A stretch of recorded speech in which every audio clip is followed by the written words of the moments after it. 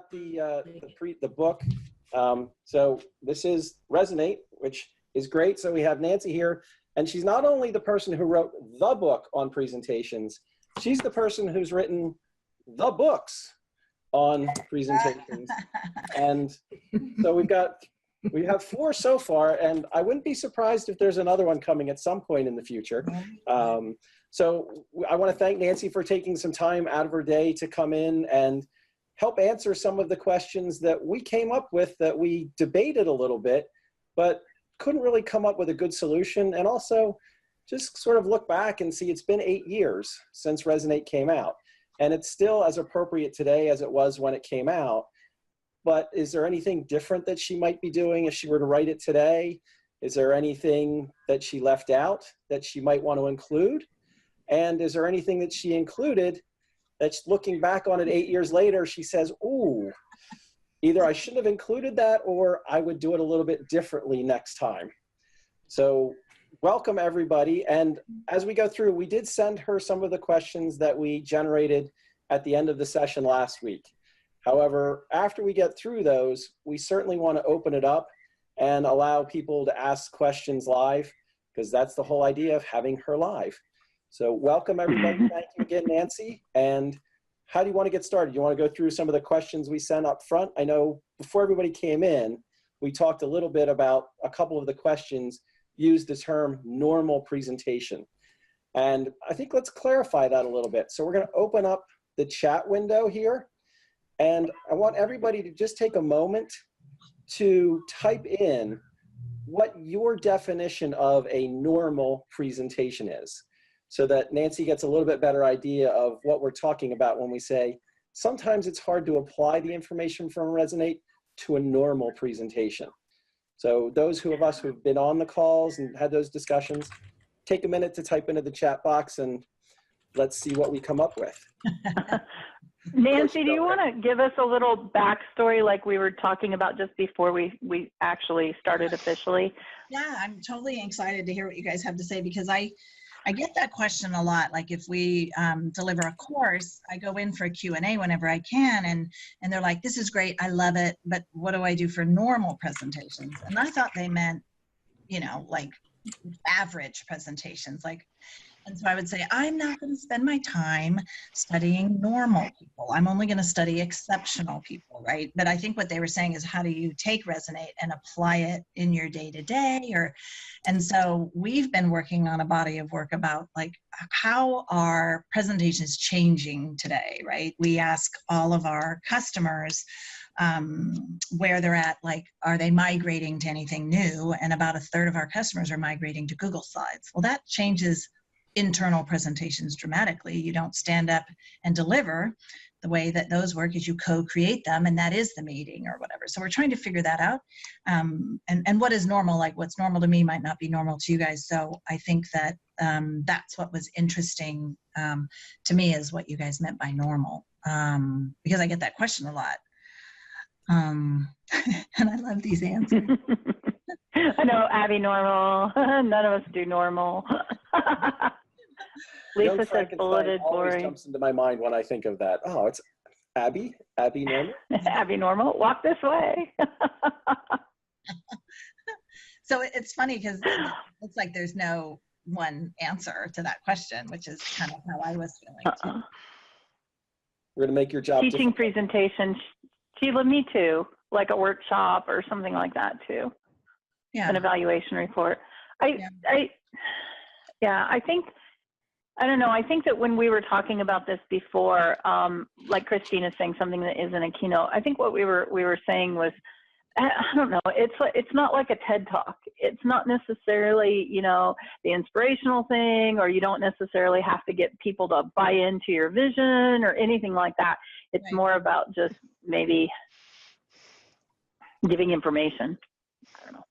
And I think some of that stuff gets parsed. And so this is where I've been spending my time on. I do believe Resonate is a model for persuasive storytelling in a more formal environment. So a presentation in a controlled environment is like a train on a train track. You get in, you start, you go, you're confined, you're trapped into your slides, you deliver it till it's done, and you have control of the whole arc. Most what I would call normal presentations are quite a bit more like a helicopter, right? You have to prepare for anything to happen. And so that's what we're working on. The newest thing I just worked on is a lot of times technical stories, data stories, all those, they're in service of making an internal recommendation and then building consensus around it. And so that's what we're trying to, we're coming out with something next around that. But yeah, you don't need to have this big, beautiful, formally shaped talk speech when you're running your project management meetings and stuff like that, because it's different. That's a different thing. But if you were going in, and parts I would say that I wish I put in there was, if you were going in, say, to do a pitch for money and you're pitching VCs or something like that, what you do is you do a really tight, short 4 or 5 minute persuasive arc, and then the rest you let them drive the dialogue, but you better have navigable slides there like an appendix that you can navigate to. Like, well, what about this? And you jump, and what about this? And you jump. And but it's you're really just more like preparing for a conversation they try to throw you off, and so it's it's small and tight and in the front, and then you're prepared for anything, for the conversation to go any direction, stuff like that. And I think one of the things that Christine and I face is we're in very regulated industries. So I'm in financial services, she's in the medical area, medical devices. And a lot of times when you're trying to prepare a presentation in those environments, you're very constrained by the amount of disclosures and what you can and can't say. Yeah. And yes, like I know when we had Amgen as a huge account for a while, and at some point in the FDA process, you have to make a JPEG of the slide. You can't even make it editable, because if it ever edits again, you could lose your FDA approval, right? Stuff like that. So you have to, yeah, and then your whole deck is just JPEGs on top of what would have been an editable slide. So everything that's regulated has a different set of rules. And a lot of what's regulated is really a slide doc, and they shouldn't stand up and present it anyway, because you're really creating documentation around it. And other times it is a presentation where the primary is verbal. So if the primary is read, I think if to read it, then it's a slide doc. But if the primary is verbal, it should be what I would call slides or visual aids. Yeah. Yeah, we What's your favorite way to jump around? Oh, sorry, John. As you say, we use PDFs. So everything we deliver is switched over to a PDF before we deliver it. Yeah, we do that a lot for sales enablement and stuff like that. So we make interactive. So at the end of the arc, there'll be choices. They could choose their own adventure. So if they don't have questions, they could pick questions. So we'll make them interactive or turn them into PDFs. If we send it as a follow-up, it's an interactive PDF usually, so they can't edit it or change it. But usually we'll make the ending slide as like a navigable appendix, actually. And then you can jump to a section that also has an appendix and jump there. So within 2 clicks, you're at the right slide, is the best way to do it. Does anybody else have any comments or questions about normal presentations? I know Rick doesn't do normal. I know, we knew that. Okay. Well, I like what he said, though, because Rick said, I think it's when your boss suggests that we don't do that kind of presentation. And you hear that a lot. I hear that when I'm developing things for people, and you try to get them to push it a little bit, and they're like, yeah, we don't do that. Yeah. Part of it is they have to buy in from the top, I think. Yeah. It's the biggest point of resistance to getting anyone to do their presentations better. My boss won't let me do that. It's not the way we do it here. Yeah, the people up, yeah. We have to have everything on the slide. Ugh. Yeah. But I think a lot of it is the presentation, it's time crunch.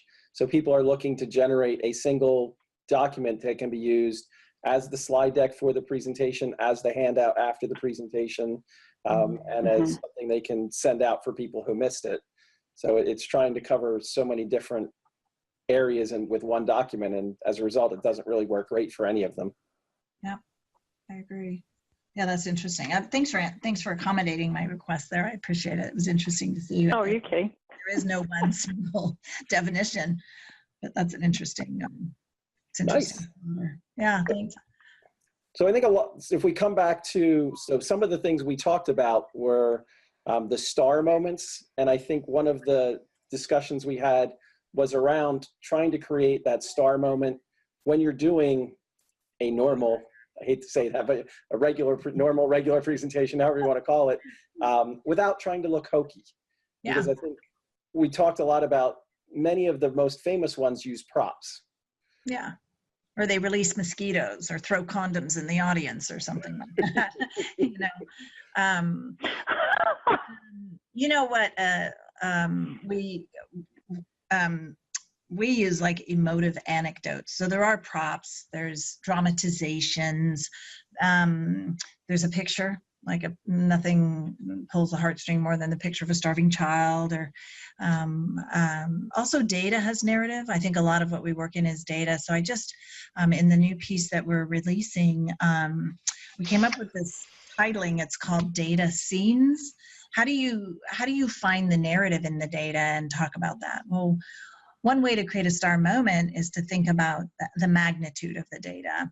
And, we could say, oh, it's 1 million, but if you can connect, like, I know how big the palm of my hand is. And if you could use something that is a recognizable size and say, oh, it would be this much of that, or if you walk between this building and that building, you'd have to walk back and forth for 4 years to get to 1 million, or, so that people take the numbers and bring it into something tangible. And that can be like a star moment. We had someone do it in our beta workshop, and she said, if everyone at LinkedIn was late for meetings, just as long as it takes you to brush your teeth, we would have, 5 years worth of time. It was just this like taking the magnitude of the data and mathematically connecting it to something we're all familiar with is a way to create a star moment.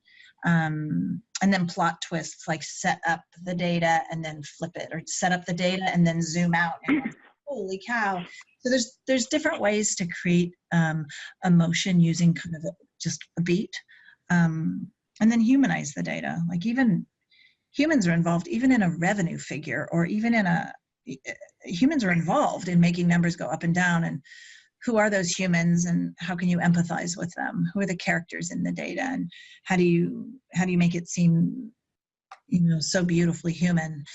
So often we're so sucked into big data, and it's about the data, the charts, the data, navigating through these beautiful, and as humans, like we forget sometimes that every single little tiny pixel on a chart is a human, and they behaved a certain way that made a number go up or go down. So there's just other ways to do a star moment that does not involve throwing condoms in an audience like they did at TED.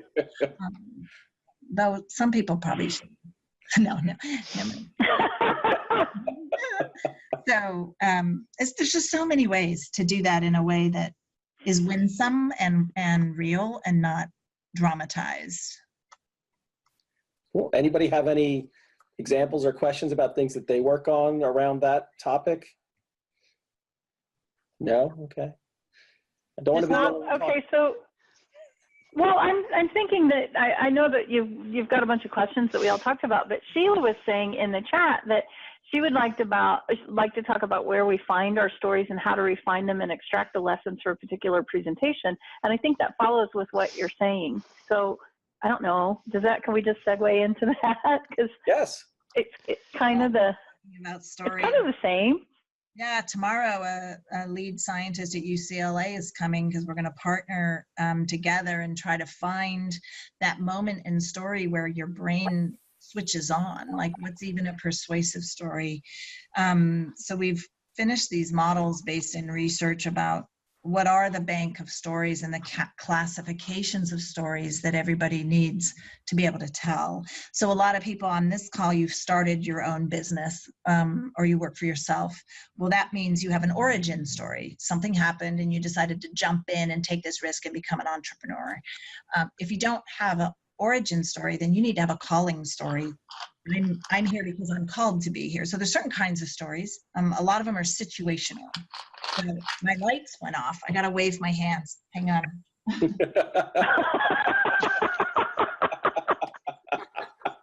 There now. See, that's a star moment. That's something we'll always remember. Totally planned. Yeah, you got to see my backside jumping in the air.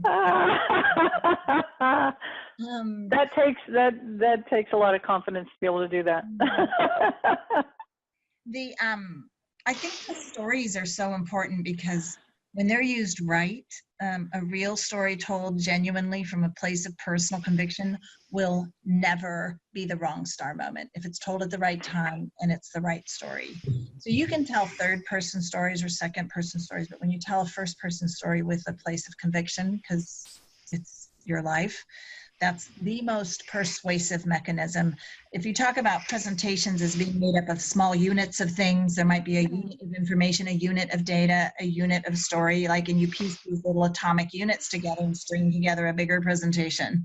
By far, bar none, the piece that people will not only remember, but will repeat and will change the human heart is the little unit in your story, in your presentation that's a story. So there's lots of ways to recall them, which I put in Resonate some of the ways, but I just did the most fascinating recent experiment. And to recall stories, you have to go to kind of painful and dark places because that's where the stories are, right? You're flawed, you have this hard thing, and it was really hard to fight the enemies, and Darth Vader's mean and it was hard, and you have to be willing to talk about that. So Kurt Vonnegut, a very famous author, he has a little series from Indiana. Yeah, from Indianapolis. He's awesome. He went to Short Ridge High School down the road. A lot of confidence for you to do. Whatever, you didn't see my backside. Oh, that's true. That's true. I'm more confident. He did a fascinating.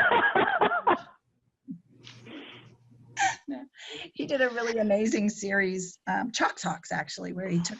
If you guys haven't seen it, you could do Kurt Vonnegut and Cinderella and Google it. And it's a chalk talk where he did an axis, and the XY axis was good fortune, and the bottom axis was ill fortune.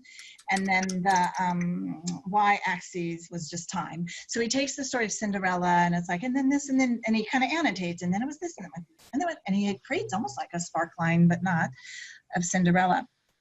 So I took that same framework of my own life, and I had good fortune, ill fortune, and then I did these axes across the top. And I would be like, oh, I won't, it's just too morbid to go over because I had a very traumatic childhood. And I watched the ups and downs, and it was like, oh, then mom dragged dad around the house by his hair. And then, it was just like, ah. And I had this little unfamiliar cluster of peaks of good fortune. And they were all within a 2-year span between, like, this is how you find stories. This was what the question was. Sorry, this sounds like a long answer, but there's all kinds of methods, but this is my newest one that I got excited about.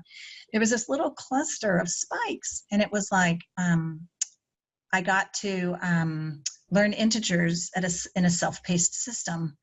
I discovered that there was color coding, and if you got to purple in reading, you were done.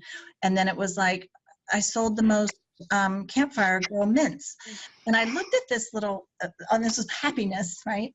And I thought, I asked myself, like, why did that make me so happy? And it wasn't that I was competing with someone else, I was competing with myself. And I thought, I do that, that's like my nature, my escape mechanism. It was like these highlights in my childhood. And then I was like, oh my God, I compete with myself. I like to I don't write books because, like, I write books that help other people, and I write books kind of a lot for myself, and it was just an interesting insight from this exercise I did on Kurt Vonnegut's axis system. But then, when you dip down into the ill-fated, the ill fortune part of your life, that's where the most beautiful transformative stories are. But a lot of leaders won't tell those stories because it means they have to say they're flawed, and it means they have to say life was hard. It means they have to admit that maybe they didn't make all the right decisions all the time. So we just talked to the CEO of a very large public company he always used to stand up and go like, I'm awesome. At my last job, I did this. At my last job, I did that. And he would like pat his own back with his tongue. And we asked him to talk about a failure. Could he talk about a time he failed? So he did. I mean, it was light. It was like, oh, and I tried to launch this product and everyone said we should go slower and the launch didn't go well, right? I mean, it wasn't like this, yeah, but it wasn't right. And the response he got was astounding. Thousands of employees reached out and said they felt such an emotional connection. Just like he was so blown away, he's now starting to take bigger risks with his stories. Now he wants to take another bigger risk, but for him it was just like, oh, I wasn't so congratulatory and people kind of liked it, you know? And yeah, so that was a long answer. Sorry, probably wasn't even the direction you wanted to go, but it's kind of an interesting exercise to do, but you need to do it where you can have some solitude and kind of really go there to find some of the stories when you use his little axes. So Christine put a question in that sort of goes into the same zone here, but when you're creating decks that are going to be used by multiple people, yeah, creating a story, it's really hard to create a personal story because each person is going to be different. And the decks that I deliver for work, we have 20 different people who deliver them. And one of the talk tracks when it came out to us was insert personal story here was part of the talk track. But not everybody has that personal story. Right. Well, it literally said that in the talk track. And we do that. He actually said it though, that's dumb. But we do that and we'll say insert a personal story here, but we'll frame it up and say the purpose of this story is to get the people to feel like this. Or the purpose of the story is get them to understand this moral. And then we'll say, here's an example. And then we'll put an example there. And they could use the example if they're good at telling third person stories, but we prefer you to tell a personal story from a place of conviction. And that guy would probably read all that on a teleprompter, dork. But we put an example there that just you said it, not me. That they would, they would be able to insert their own story. So the other thing we do is like case studies are great stories. So we'll write, instead of one case story, like an oil company case story, we try to write a case story from as many verticals as possible so that it's like they could swap things out and map them back to the audience they're speaking to. And then harvesting stories that are true customer stories, and having a bank of those is just, there's no failure in that whatsoever. Great. That's a good idea, having a bank of customer stories. I kind of like that. Yeah. And tag them really well and make them easy for the sales force to recall and all that stuff. Mm-hmm. Mm-hmm. Yeah. Because I definitely agree, including stories is definitely helpful, but having a bad story doesn't help. So it really needs to be something that's well thought out, that really applies to what you're talking about. And fits in and is authentic, because I have seen people try to tell a story, and if it's not theirs, it just falls flat. Yeah. Yeah. Mm-hmm. Mm-hmm. So I'm going to switch gears a little bit with my next question, and this is one. So if we're looking at the presentation technology that's happened in the last 8 years or so. Based on the changes, what new insights would you add to Resonate today if you were to rewrite it? And is there anything that you included that you think you might change? I know that's a pretty big one. I loved writing this book. I would come in the mornings and work, and then when I would get stuck, I would go on long walks on the trail, and while I was walking, I would get the answers. I'd be like, oh, it's like a puzzle in my head, like war games almost. It goes and goes and goes, and I had to go on a walk. I'm like, oh, I got the answer. I'd run back to the office, pound it out. That's how I feel every time I build a template. Right? Well, the time you're doing it, it's sparkly, and you're like, oh my God, this is great work or whatever. The things I've done since that people ask about is I've probably done about maybe 30 more spark lines of really interesting talks. So of course, those would be cool to put in it. I think that now, today, kind of how we started this whole thing, I would probably bring it down to earth. We use this example in the workshop because it's like Steve Jobs, Dr. Martin Luther King, you know, and Sir Ken of TED. And so to bring it to normal, we use a letter actually that my niece wrote to her dad when she was 11.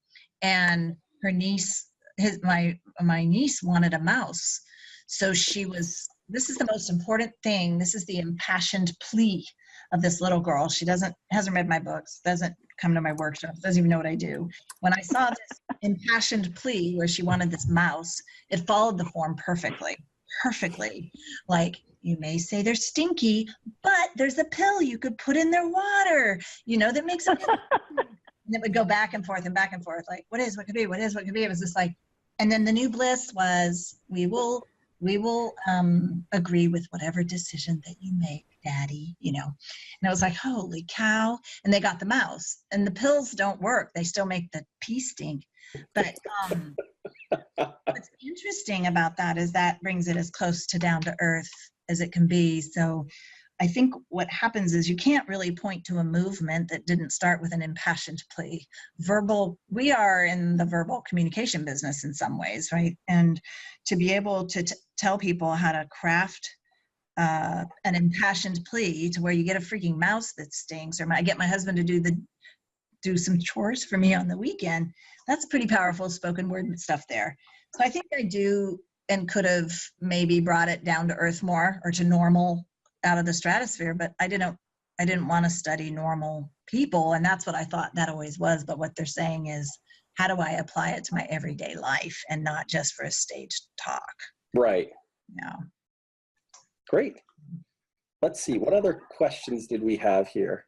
Did you have a working title for the book, or was it always Resonate? That's a good question. Illuminate was Saga, because we couldn't figure that out. Slidology was, Rick hated that name. I remember we had dinner and he's like, ugh, slidology. And then I'm like, well, what if I put a colon in it? He's like, ugh. And I still, to this day, I think I could see your food when you said blah. I don't remember. But I do wish I named it something different, because like ever since then, it may be happening when it was happened, that ology thing was just like everywhere. It was like neurology.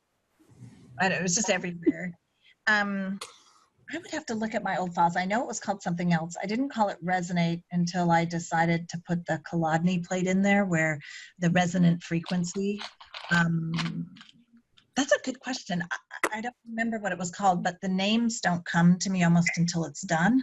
And then I may have to do a final pass at language that ties it all together. So in Illuminate, we almost called it the torchbearer or something. But we knew that leaders are torchbearers. And then we thought, well, what does a torch do? It illuminates. So that's how we got there. But naming book titles are hard. The publishers wanted to call Illuminate Changeology. And I'm like, what the heck? Like, Well, you already had Nology, so. They were like, Yeah. it marries really nicely. And I'm like, oh, ugh. So that's a good question. I can't remember, but it was called something. But when you come up with the title, do you then go back in and do editing on the text so it mirrors up with that? A little bit, yeah. And that one was interesting because I spent so much time in story that I wanted to call it something story related, story this, story that. But then I thought, well, what is it? What's the final outcome? If you really tell stories really well, it'll resonate with the human heart. And that's where I went. And that's why in my keynotes and stuff, I actually show the video of the Kolodny plate and explain what it means to hit something's resonance frequency. It actually vibrates, and that's what you're doing to the human heart. And so it ties in probably better in my keynote than it does in the actual book. But that's the trigger. So right now I have this new book, and there's about 6 things that need super cool names. Like I just name it like the obvious thing, you know, the executive empathy tool, like that. Something cool, like I don't know. Like, I'm showing it all to my content team, and I'm like, could you like come up with a trademarkable name because I'm too pragmatic. I'm not. Yeah, so we'll see if they come up with something clever, or you might see something soon called the Executive Empathy Matrix. Nice. I know. But I do like when you look at the online version of the book, which is the one that we sort of went through. It's got the Resonate video, the story about your nieces in there, and one of the little side notes, I believe. I remember reading it, so it has to be in there somewhere. My dad was a short story mystery writer, so there's a little hidden link on the Alfred Hitchcock page that they gave me permission to post his stories, which was really nice. Very nice. Oh, that's cool. Yeah. And That's cool. another tidbit about how expensive these books are to produce. I had to pay $10,000 just to print Martin Luther King's words in my book. Yeah. So when the book got translated into Japanese, they put his words like on the cover with some butterflies. I don't know, right? And I'm like, did you guys pay for that? Because I'm not gonna pay for that. And they're like, what are you talking about? I'm like, you have to pay for that. And so then after it all went into distribution, they changed it. And then in China, they put Al Gore's face on the cover. I'm like, I didn't say you could do that. I did not say you could do that. I cannot exploit that relationship. If he shows up and this book is on and his face is on it and my name is on it, I don't exploit, it's just like, so then they had to change out their cover. Amazing what publishers do. Anyway, I'm off topic. Is this the mate? Was it Wiley? Was it Wiley that did the publishing? Wiley was Resonate. Is this Wiley across the world, or is this Wiley?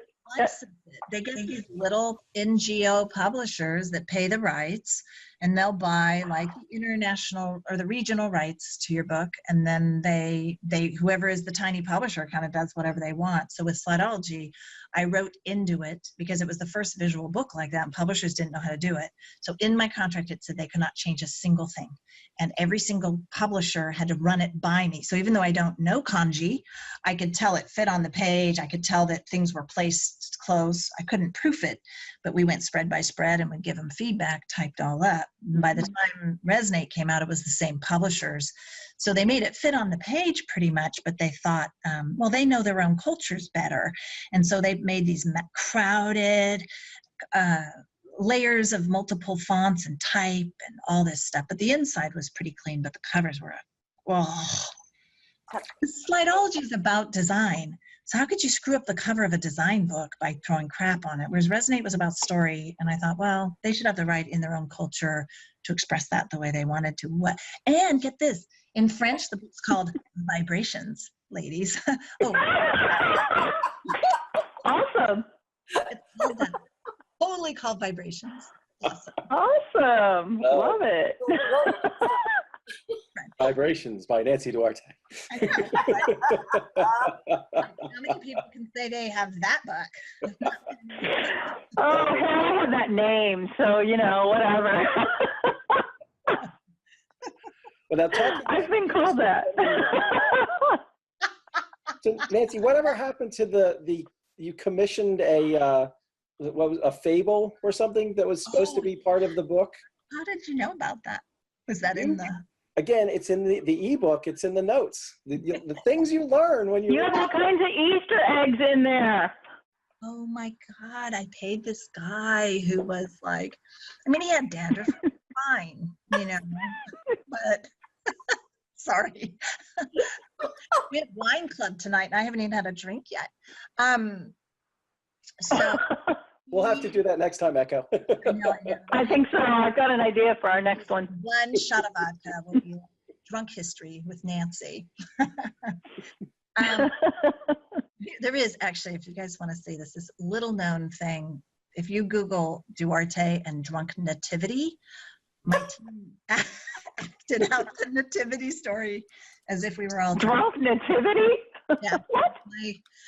My son-in-law is Jesus in that. It's really funny. Anyway, you can link Nativity Duarte. Sorry, it doesn't have a lot of views, but it's kind of hysterical. Anyway, what was the question? So when you're whatever happened to that fable? Like, I know you commissioned it. Yes. So what happened was what I wanted to have was a fable that ended every chapter. And then you could read the fable as a standalone about someone's transformation as a presenter. Or you could just wait till the end of every chapter and get this little like little candy, Halloween candy sized bite of a story or whatever. Oh my God. It was so painful because they're hard to write. Like, I used to think Patrick Lencioni's books are awesome, but super simple. He should be able to just shoot one of those out every 6 months. This is very hard to do. It's very hard to do the character development and everything. And paid him $15,000, and he was like, oh, I don't even need to interview you. I'm like, oh, how do you write a fable when there's like a moral lesson at the end of every chapter? I felt like we needed to quickly collaborate and come up with the moral lesson together at least. And then he knew the punch, like at the end of each chapter needed to be the punch from, anyway, yeah. $15,000 later, the end of each chapter now is a summary. What does it say? A rule or law. What did I make it? I don't have it in front of me, but the end of each chapter now is it rules? Hold on. I think so. I'll look. You go ahead. I'll look. I got it up.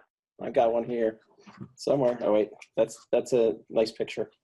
So that instead of having your fable, it's rule number 7. Memorable moments are repeated and retransmitted, so they cover longer distances. Yeah, rules don't feel like, rules sound restrictive. It doesn't sound like it doesn't sound like persuasive. It sounds like commanding, sounds dictatorial. Like, I was really bummed that that's where it landed at the end, because I spent way too much close to a book deadline trying to finesse a really beautiful story. Now I shoulda, coulda maybe ended it with just a real quick short story and just independent short story of famous execs or something. But at that point I burned too much candle and didn't have any more.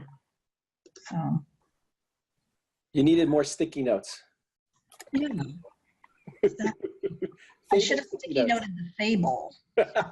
I'm thinking. That's crazy. Oh my gosh. That's so crazy. Too fun. Here. Yes. I wonder if the guy who hired knows that little tidbit is in there. So was there a particular chapter that was more difficult to write than any of the others as you went through this? Finding the spark line was very emotionally gratifying. I remember, so what happened, my process is kind of iterative, kind of ugly, messy, looks a bit like chaos, unless you're in my head, because in my head, it's totally linear.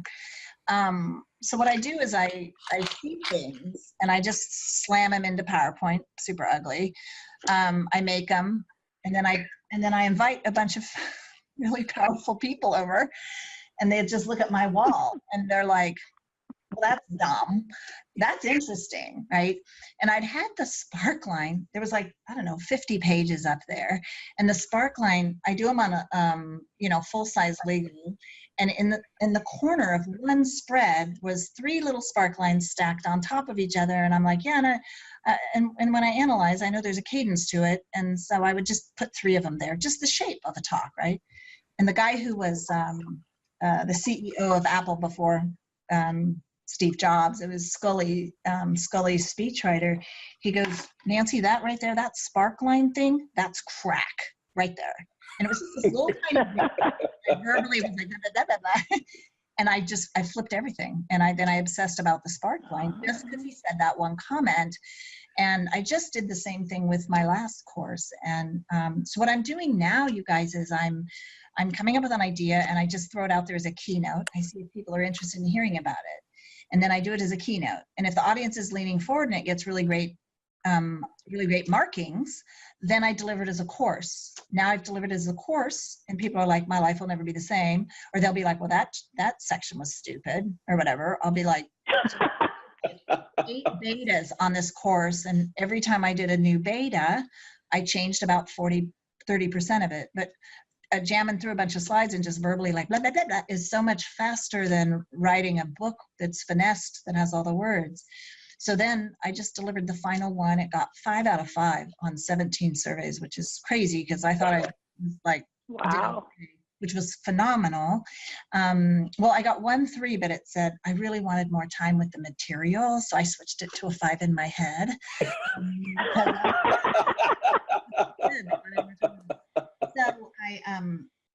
So now what I'm doing is I'm just going into notes. I'm making my notes exhaustive, and I'm just gonna I've never done this. The notes are exhaustive. I just wrote a book, a visual book in a way. So I'm just gonna send my PowerPoint, my notes, my animations, my photos to a nonfiction writer, and they're just gonna turn into a book, which is gonna be nice for me because I wrote the book, and it's vetted, it's tested. People think the insights are good, and so I kind of flipped my process this time, and I think I prefer it because I could just hole away and write something I think might be interesting, but now I've seen people's eyes light up, or like when they open, they'll be like, oh, wow, you know, and you're like, oh, they like that, you know, and so it was fun. So that's the model I've flipped to now for book writing. So are you going to be able to give up control?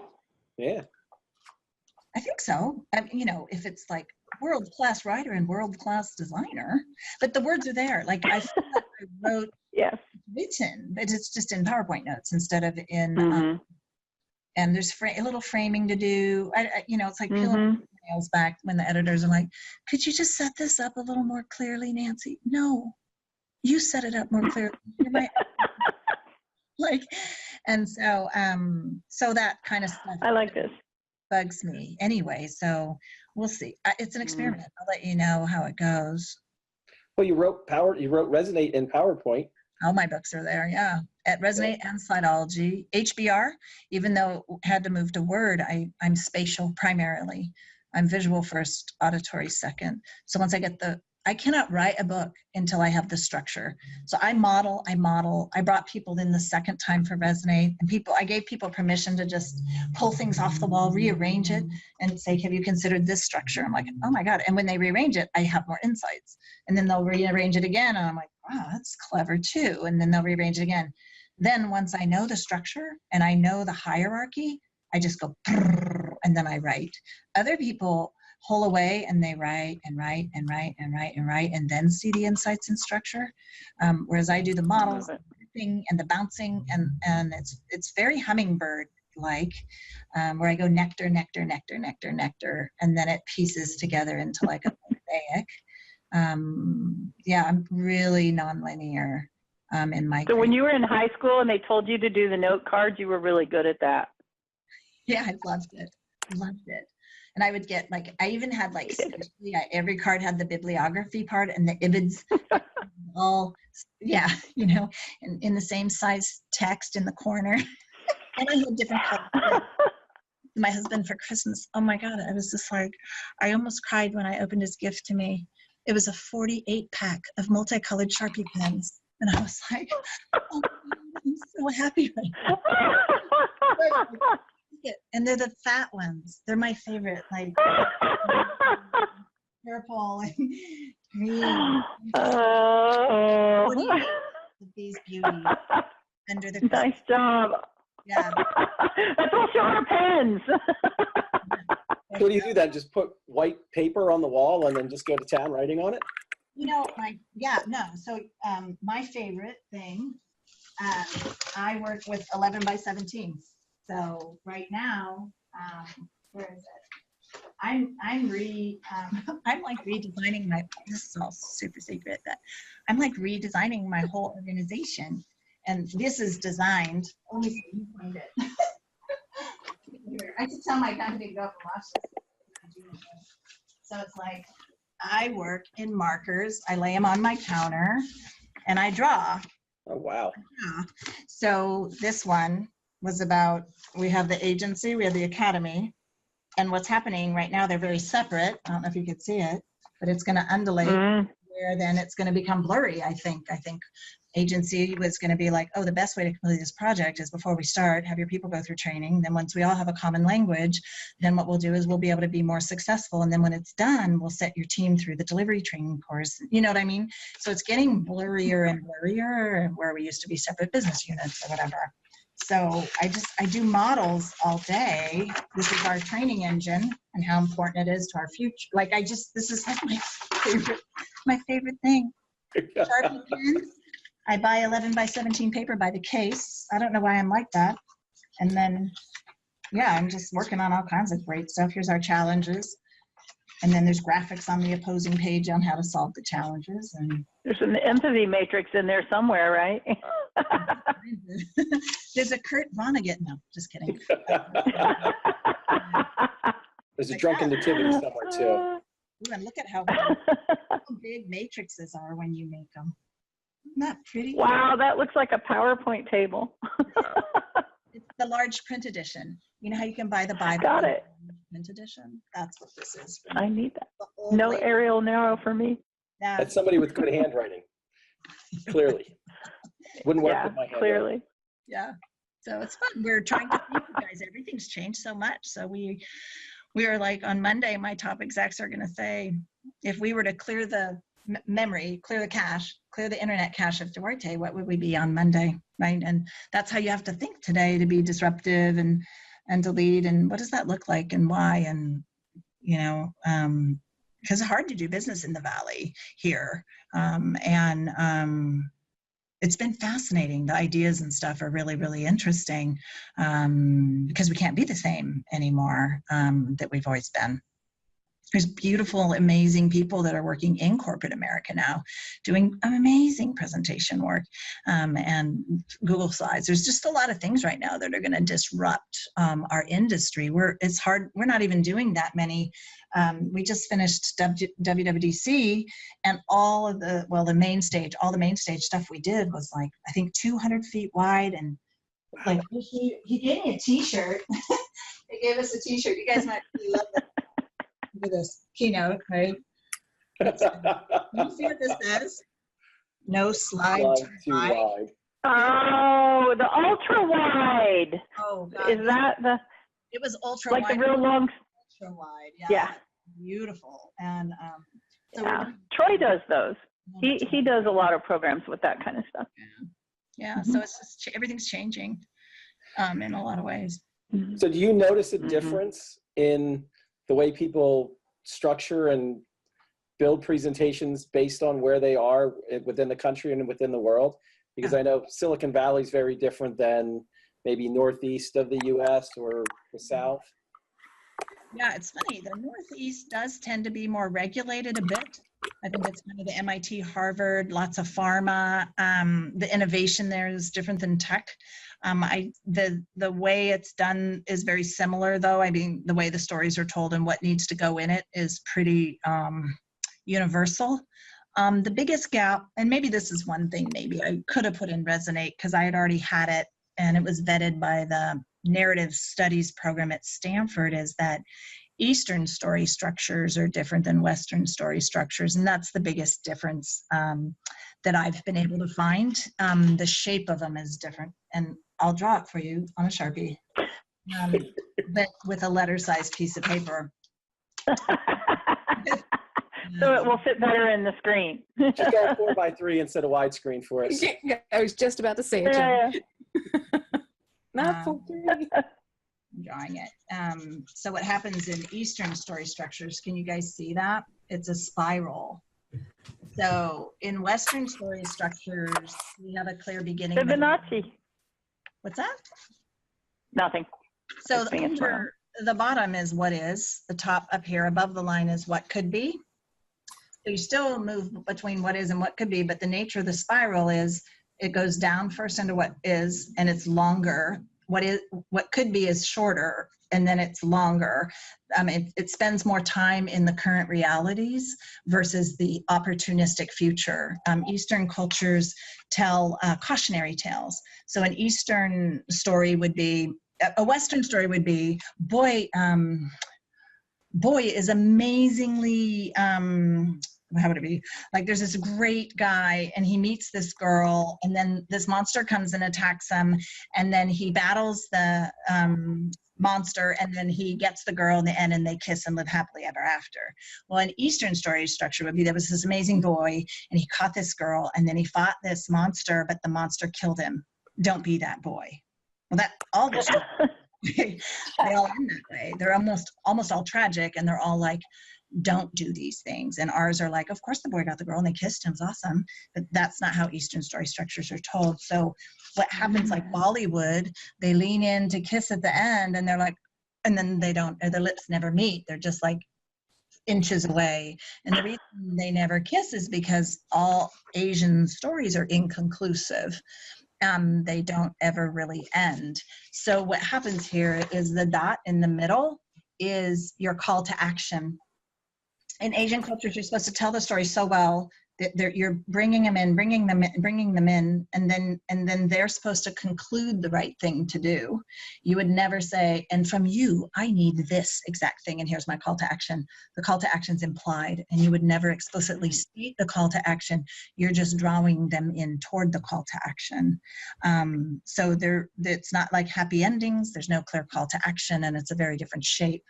In Asia, if you care, or India, excuse me, the shape is more like this. I'll show you. So it'd be like spirals that all attach, because you'll be like, there's that there's this boy who loves. That's the monster that attacked. Yeah, and so what happens is like, there's this boy had an elephant. Oh, there's this other story about that same elephant, and then that elephant also has another story. So there are these connected spiral stories, because there's like 300 million gods a day born in India or something, right? And they're connected. So it's this is kind of the structure of a Hindi story, whereas the other, the inward spiral is more like a Buddhist stories, and we are more Judeo-Christian stories. And it impacts the narrative of the culture and how they tell their stories. It's interesting, huh? That is interesting. Yeah. What do you do with the Fascinating, multicultural actually. audience?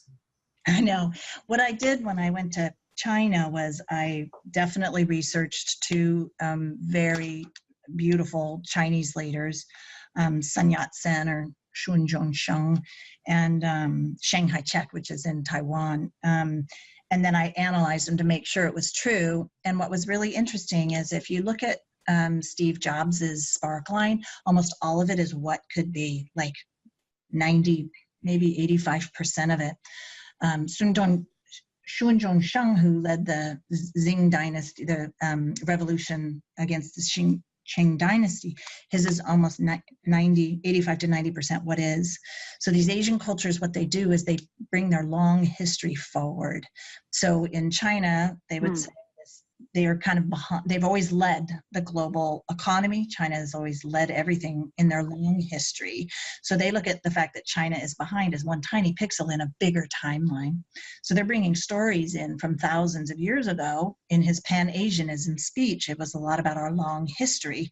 And so they spend more time there than we do. So if you went in with a super hyped, you know, oh my God, the future, that'll be so foreign to them, because it has to be grounded in a large percent of reality and the long history. So when I spoke there, I referenced these leaders. I didn't speak there. Actually, Microsoft brought me in back when Rick still worked there. I don't think he played a part in it, but I actually went to Taiwan to speak for them.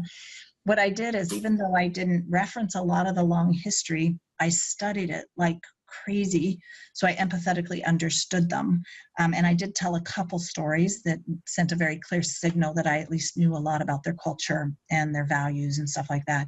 So that's why, and how I found this. I never used it really like in my talk, because my talk was about the way Westerners communicate, but I wanted to really understand the gap. So I interviewed a lot of people to get, I actually, at a talk I gave in India, was where this one. So when I drew it, the guy's like, "Oh my God, yeah, that is how Hindu stories are." It's like, and then the elephant had a baby, and that baby went, and their stories just spiral branch like crazy. So there was a mouse that befriended the elephant, and and it scared it, and when it jumped, it stepped on this other thing. It has a story all of its own. The Jungle Book. Kipling, right? It's yeah. Yes, and wow. Well, those are all the questions that I had. So let's open it up and let's see if anybody else has any other questions that are either related directly to Resonate, or is there?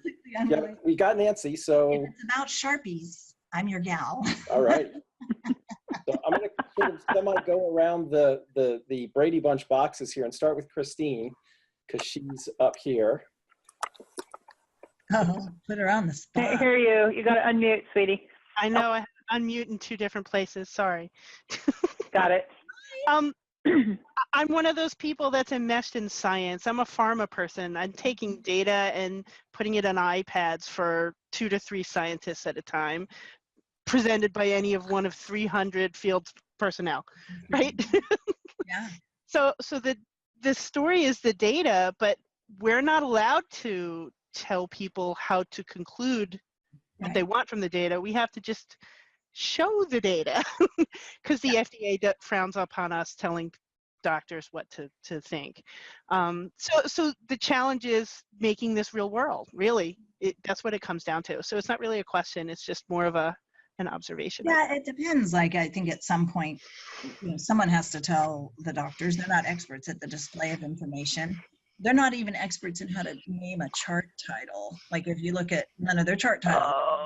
I know, it's so painful.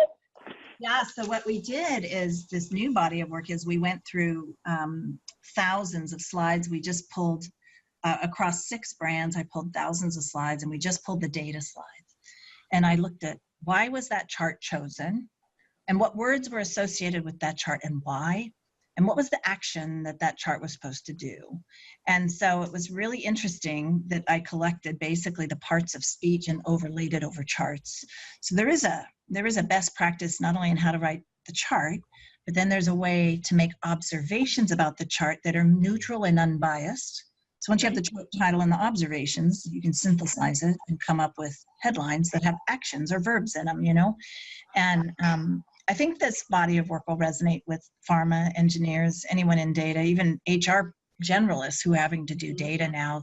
They don't know how to take the data and turn it in. They're scientists. They may have failed liberal arts classes. They may not know how to frame things in the form of a well-written sentence with powerful strategic verbs in it, And so far, it's really resonating. So my plan, if we can do it, and if you guys have ideas of places that do crowdsourcing, I want to do this at scale. I want to be able to say the top 10 companies in the Silicon Valley for a decade, and I want to get it to the scale of 500,000 slides that we analyze. Because I only looked at a couple thousand, and at that kind of scale, it could be a TED Talk, right? And see where it goes, because there's AI there. If you think about the work we do, there's artificial intelligence in every DAC. How do we harness that and do something with it? So. And I think we just got finished reading Nudge at work. We did a book club there, and I don't know if you've read the book Nudge or not, but they make a very valid point, which is, any way you put out the data is skewed in some way. There's almost no such thing as a neutral way to position something, because whenever you write it, that's a position, and you could go one way or the other. Yep. The minute you form a point of view, and that's where scientists go, the minute you form a point of view on it, but you could run cancer research to the millionth, and if you don't form a point of view that, hey, maybe our experiment just worked, you have to form a point of view, right?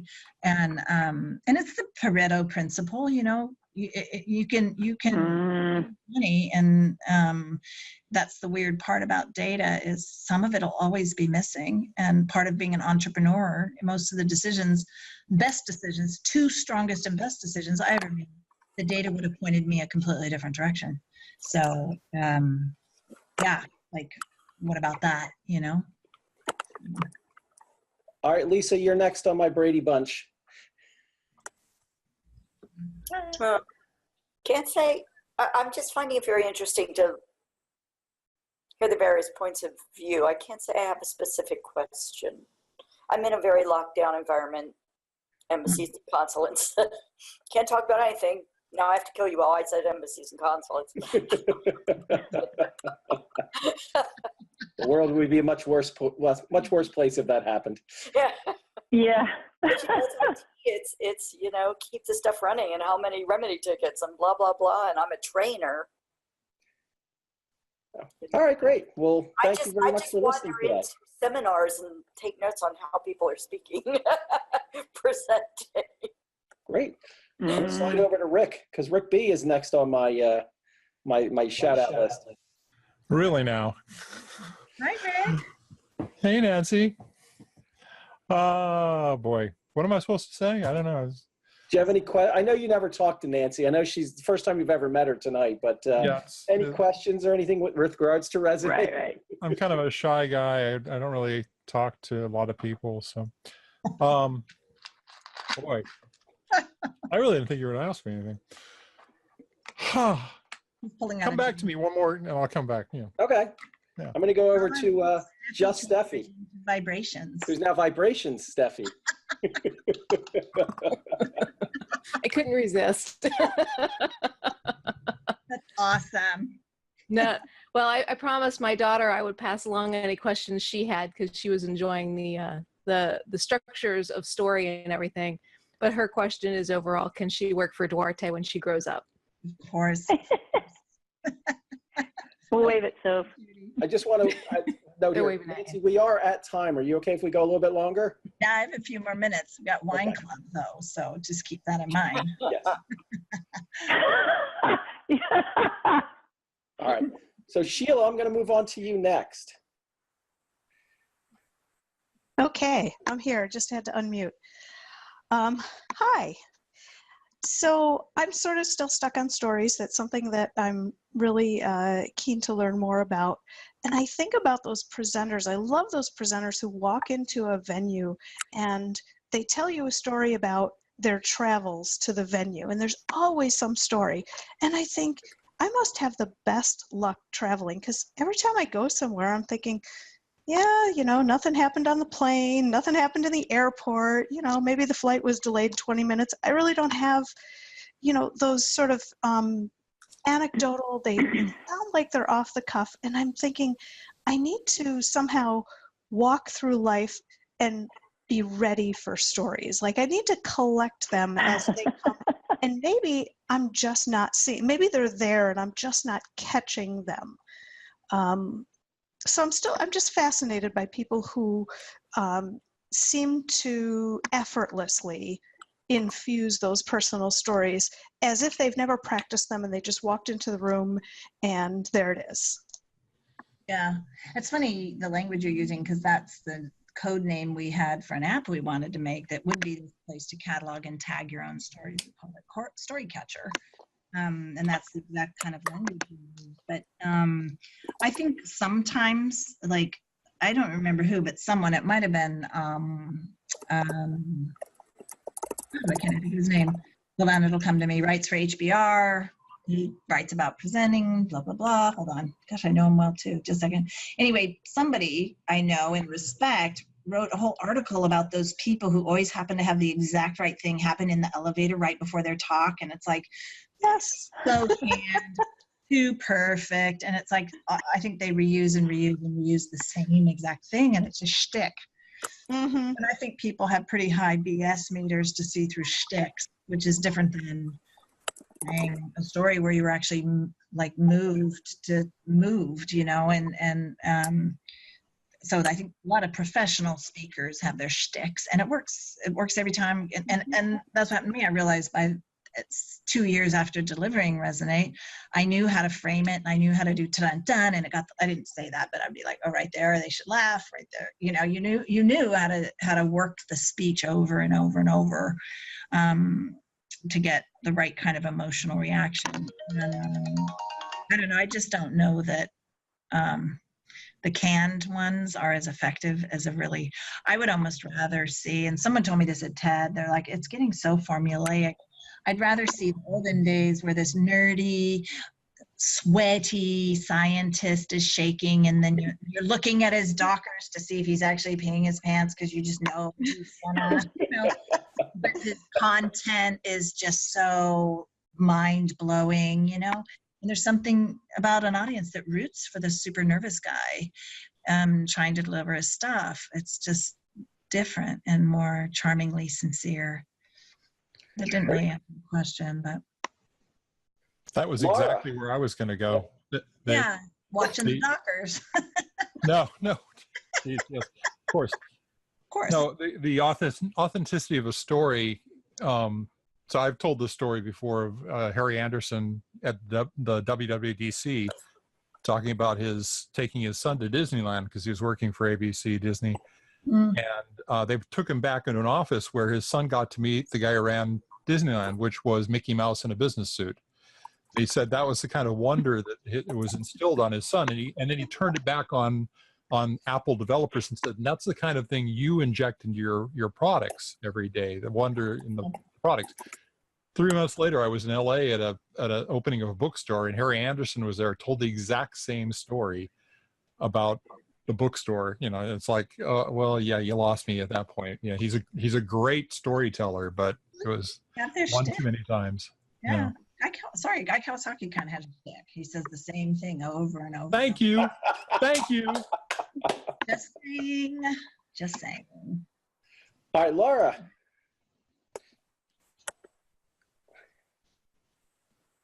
Let's see here. Are you coming off? Can't hear you.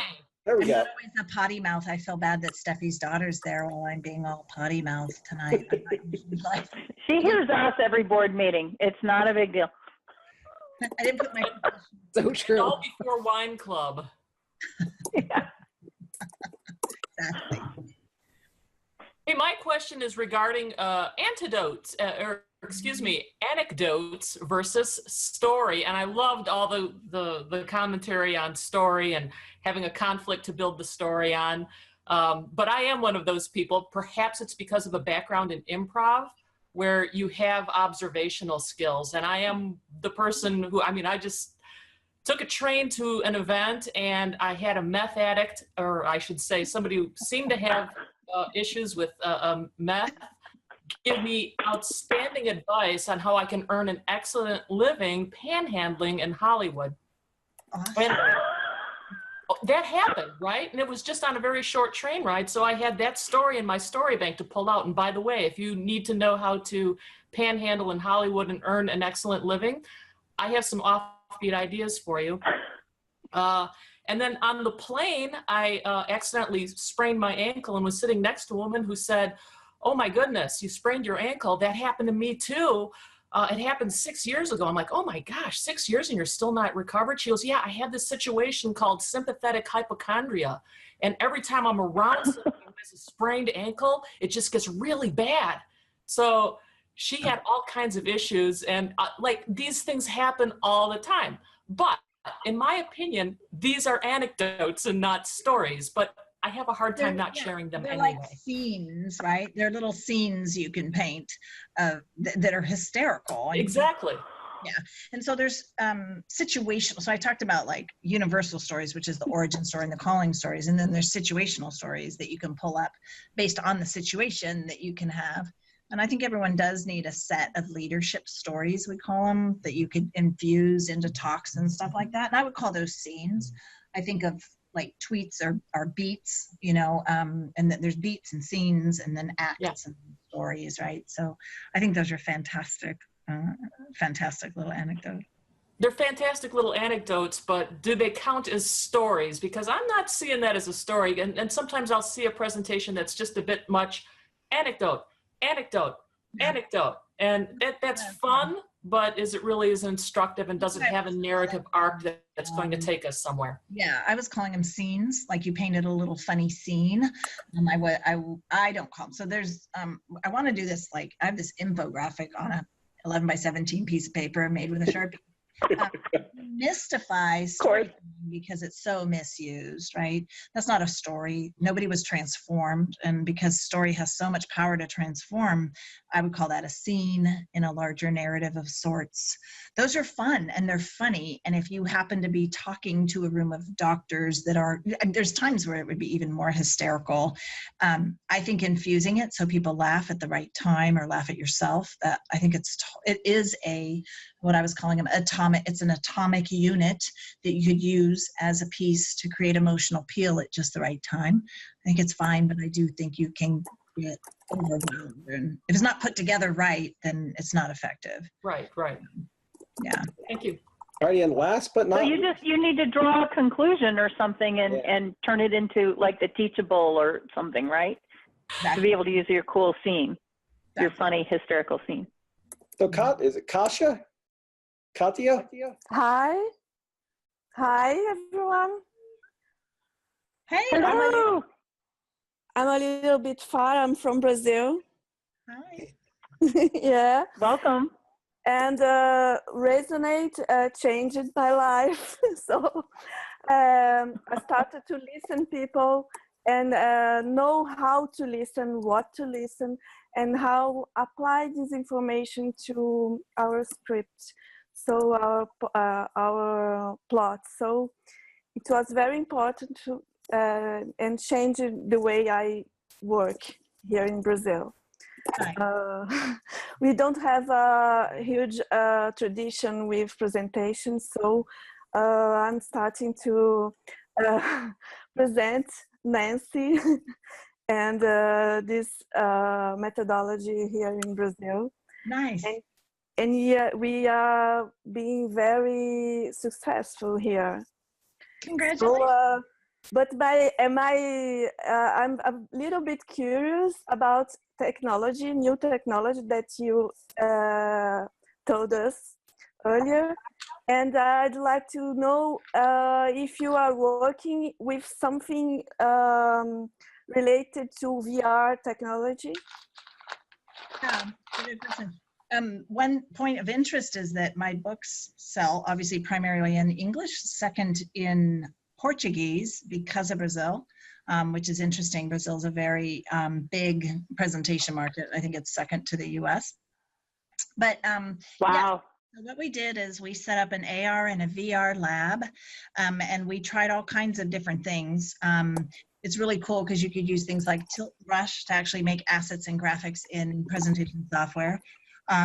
It was alienating a bit. And there's little bits of stuff like there's this one app where you could put on the VR headset and you could click 3 different buttons, and one makes it look like you're in a conference room, one makes it look like you're in a presentation venue, and then you could rehearse in front of like little Play-Doh, not Play-Doh, but they were like little plastic people looking things. And so it was like, that was interesting.